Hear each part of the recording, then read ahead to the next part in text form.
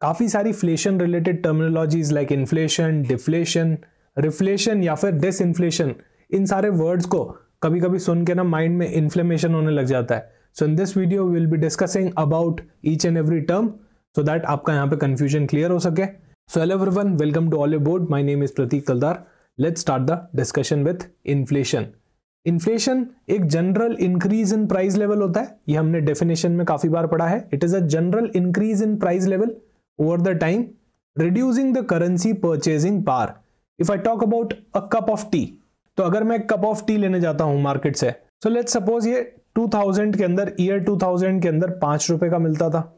फिर उसके बाद 2010 की अगर मैं बात करूं तो ये 10 रुपए का मिलता था. इफ यू टॉक अबाउट 2015, ये 15 का हुआ.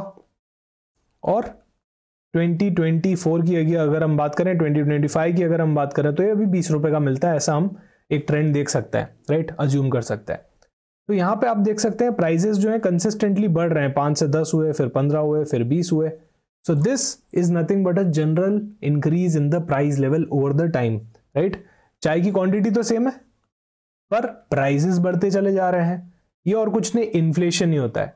अब इसी तरह से अगर हम हर चीज के अंदर देखें, right, if you talk about tomatoes, if you talk about other vegetables, if you talk about fruits, food items, हर के अंदर आप ये देख सकते हो कि प्राइसेस जो है over the period of time consistently बढ़ रही है. अच्छा, इन्फ्लेशन को आप वोलेटिलिटी से कंफ्यूज मत करना. कभी कभी क्या होता है ना, कोई एक पर्टिकुलर आइटम के अंदर एकदम से सडन राइज हो जाता है या सडन फॉल हो जाता है. That is not at all an inflation. Inflation पूरे एक basket of goods and services का देखा जाता है, राइट. लेट्स सपोज पहले डेयरी मिल्क आती थी 10 रुपए की, उसके अंदर 10 ग्राम क्वांटिटी आती थी. ओके, अज्यूम करते हैं पहले डेयरी मिल्क आती थी 10 रुपए की. In that we get 10 gram of quantity. अभी भी डेयरी मिल्क 10 रुपए की आती है, अभी भी डेयरी मिल्क 10 रुपए की आती है, पर उसमें क्वांटिटी कितनी हो गई है? लेट सपोज 10 रुपए में अब 8 ग्राम ही हो गई है. ठीक है. Earlier I use to buy this dairy milk for 10 rupee and I get a quantity of 10 gram. Now also I am buying it for 10 rupee only, but I am getting only 8 gram. So is this an inflation? Let's figure out. So पहले 10 रुपए की price थी, 10 ग्राम आती थी. पर ग्राम क्या price हो गया? 1 रुपी पर ग्राम हो गया, राइट. अभी भी 10 रुपए की तो आती है, पर 8 ग्राम ही आती है, मतलब 1.25 रुपी पर ग्राम हो गया.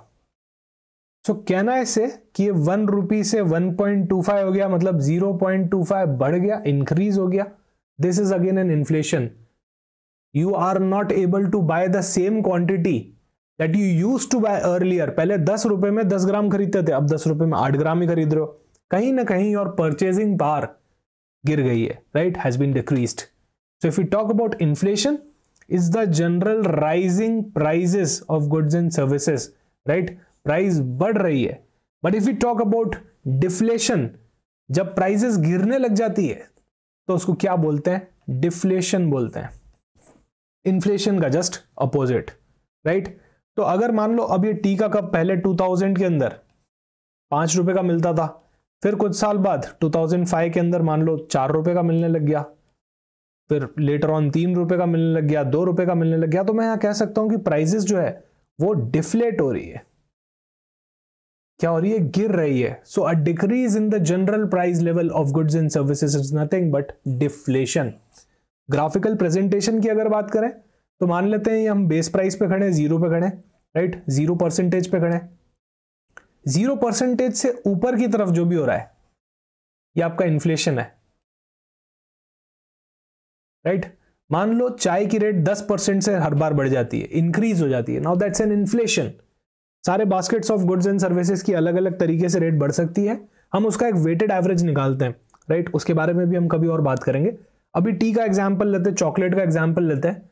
मान लेते हैं 10% से उसकी रेट हमेशा बढ़ती है. Okay, that's an inflation. अब पर दूसरे केस में तो हमने देखा था कि गिर भी रही थी, राइट. तो ऐसे केस के अंदर अगर प्राइसेस गिर रही है, मान लेते हैं 5% की रेट से गिरती चली जा रही है, राइट, 5% की रेट से गिरती चली जा रही है. Now this is deflation. Prices actual में गिर रही है. सो रेड वाली साइड को अगर आप देखो तो ये डिफ्लेशन है, और अगर इंक्रीज हो रही है तो ब्लू वाली साइड को आप देखो तो वो इन्फ्लेशन हो जाएगा। ओके, ये फर्क होता है इन्फ्लेशन और डिफ्लेशन में, दोनों ही बिल्कुल अपोजिट टर्मिनोलॉजीज है। फिर अगली टर्मिनोलॉजी होती है, एक और आती है disflation, disinflation. So disinflation refers to slowing down of the rate of inflation. Prices तो बढ़ रही है पर उस रेट से नहीं बढ़ रही जिस रेट से पहले बढ़ा करती थी।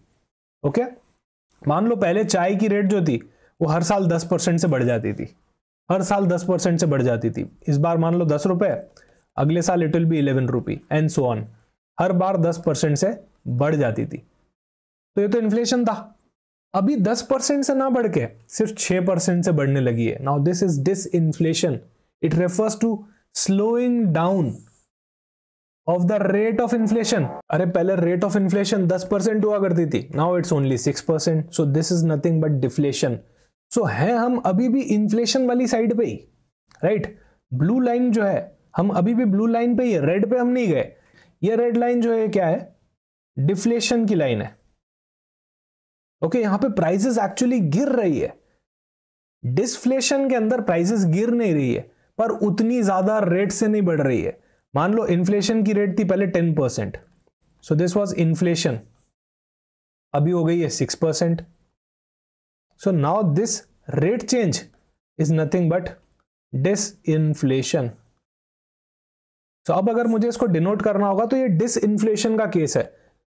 ये इन्फ्लेशन बढ़ रहा होता अगर ये 11%, 12% इस तरह से जा रहा होता या फिर ये कांस्टेंट होता, पर अभी तो क्या हुआ 10% से 6% हो गया। सो now this is nothing but disinflation. Rate of change में उतनी तेज इंक्रीज नहीं हुआ है, राइट, रेट ऑफ चेंज में डिक्रीज हो गया है। प्राइसेस तो अभी भी 6% से बढ़ रही है टी की, अगले साल प्लस 6% डेफिनेटली होगी पर प्लस 10% नहीं हो रही है। तो this is nothing but disinflation.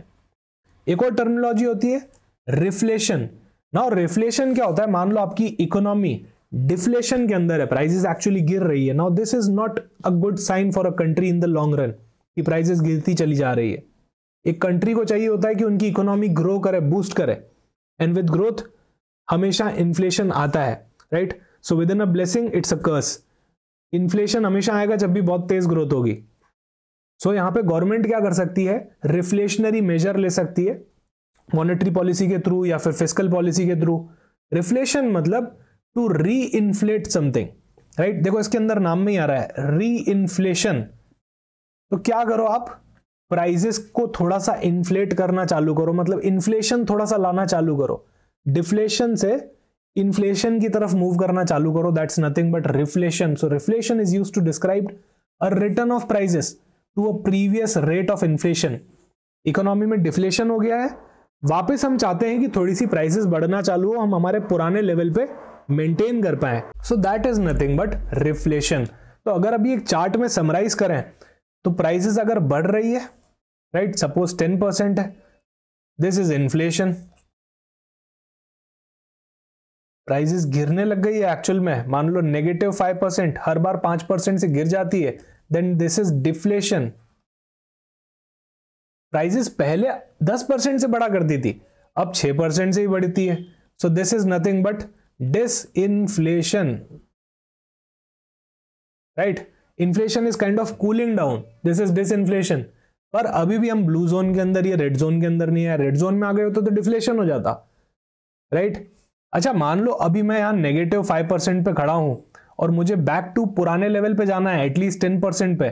So this is nothing but a re inflation major.